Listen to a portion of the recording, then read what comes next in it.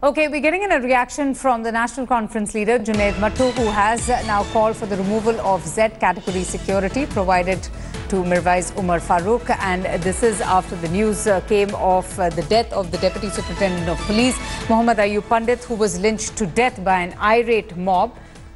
Shuja ul Haq joins us with the very latest. Shuja, so what exactly is the National Conference leader demanding? Do they only want the removal of the security given to Mirwaiz Farooq, or is there more that they are asking for?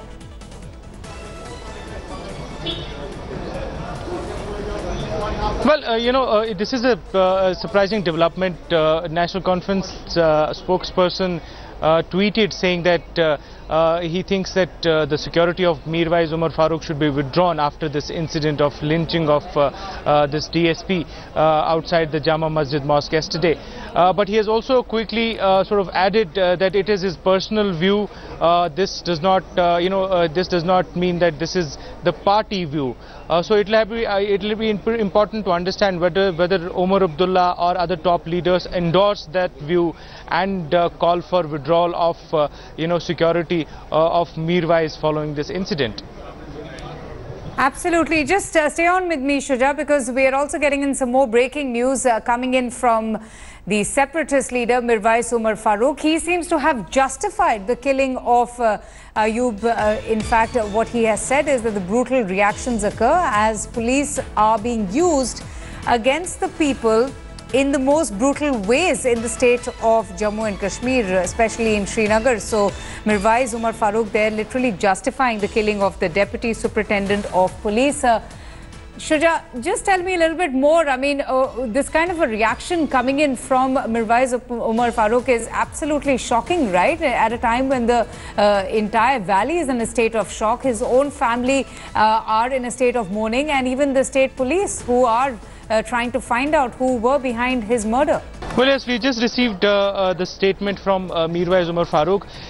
He is right at the beginning condemned this act, and it said that such lynching acts, go beyond the parameters of the values of people living in Kashmir.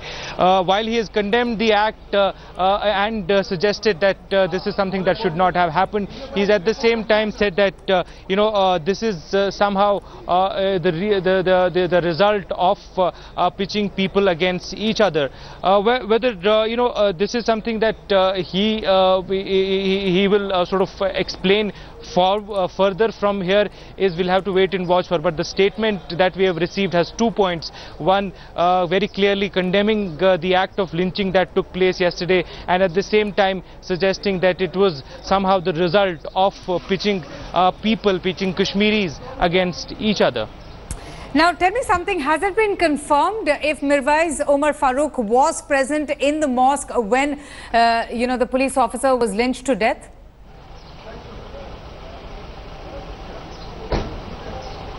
Well, Mirwaiz himself confirmed to me, said that he reached the mosque at around 12.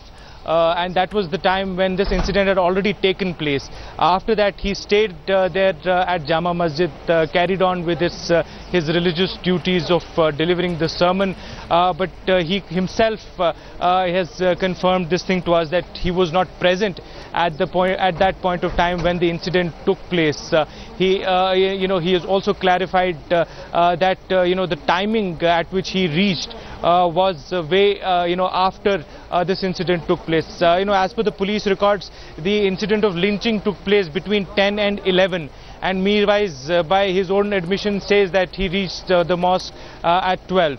Now, there are a lot of people who are still questioning, the entire sequence of events. Like we just reported, there are already, people who are, pointing fingers at Mirwaiz Farooq. Junaid Mattu, National Conference's, spokesperson, has said that this calls for removal of his security, the Z-grade security.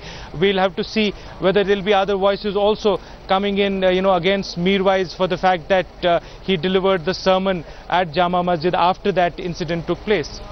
Right, and also, as far as the investigations are concerned, Shuja, you spoke to SP Baid a short while back. He says that this was not a provocation, it was the act of an unruly mob. So just tell us, we believe that 2 arrests have already been made. What else are the Jammu and Kashmir police doing to find out just who were involved in the death of the DSP?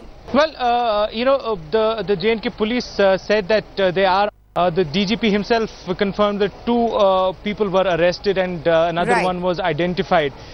They also have said that they will carry out investigations and question these people, and there could be more arrests that can be made in some time. Stay with me. Leader from the BJP, Khalid Jahangir, is also joining us now on the broadcast. Sir, your reactions to all these, reactions coming in from the Chief Minister, who has condemned the shameful incident, but she's also being accused of being ineffective and unassertive, not, being able to bring things under her control.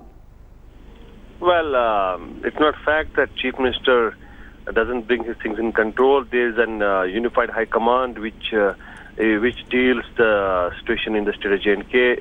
She is the chairperson of the unified high command, so she gets all the inputs from the security agencies. And this attack yesterday was in a religious place in Jamia Masjid, where this young officer has been killed by the mobs. But here the onus lie on the Mirwaiz Farooq, because he is the head priest of the Jamia Masjid, and he is the person who look after the affairs of the Jamia Masjid and its affairs. And like the DGP has said, that it was his people who have been involved in this killing. The onus lie on the Mirwaiz, and as a party spokesperson, we have also demanded that the security cover given by the state government to the Mirwaiz should be immediately withdrawn, and an FIR and stern action should be taken against the killing of young Kashmiri police officer, which is not justified, and we have totally condemned it. No, but don't you think that this is reflective of the overall failure of the state machinery? I mean, Mirwaiz Farooq has, himself condemned the entire incident. He's taken to Twitter. Why is it that the state government or the chief minister will not take action against him? I mean, shouldn't he be also being brought in for the investigations? Shouldn't he be interrogated as well, if you're saying that he plays such an important role in the mosque? And on the other side also, why is it that there is, a situation where security forces are being repeatedly attacked? I mean, why is the situation spiraling out of control, sir? Well, as I said, about this case, the DGP and the security agencies are investigating. So, without investigating certain things, and I cannot say it more, but the fact is that in J&K, in Kashmir especially, there is a proxy war handled and operated by certain people who are orchestrated by agencies across the border. And but I want to ask you about the PDP's failure. I mean, now the relatives, the family members of the slain police officer are raising all of those questions about, inadequate security being provided to the top cop. Similar demands of bulletproof vehicles were also made by Feroz Dar, who was also killed in an ambush by militants. Doesn't this reflect the state's failure in providing necessary and adequate support to its security personnel in a situation that is so volatile and so violent these days? Well, our first priority should be now to arrest the culprits and give them the strong, punishment against the killing.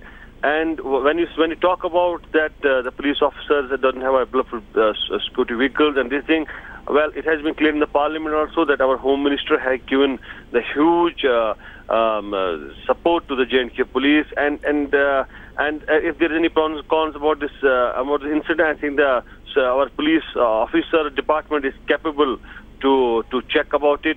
And at present, we must focus, and we are having a mourning about this young officer before Eid, and the culprit should be booked and arrested and given a severe punishment. And that will be lesson for the people who avoid this kind of violence, who avoid this kind of propagandistic and ideology war on our police officers. All right, Mr. Jahangir, thank you so much for joining us. Shuja, thanks so much for getting us up to speed with the very latest in the investigation.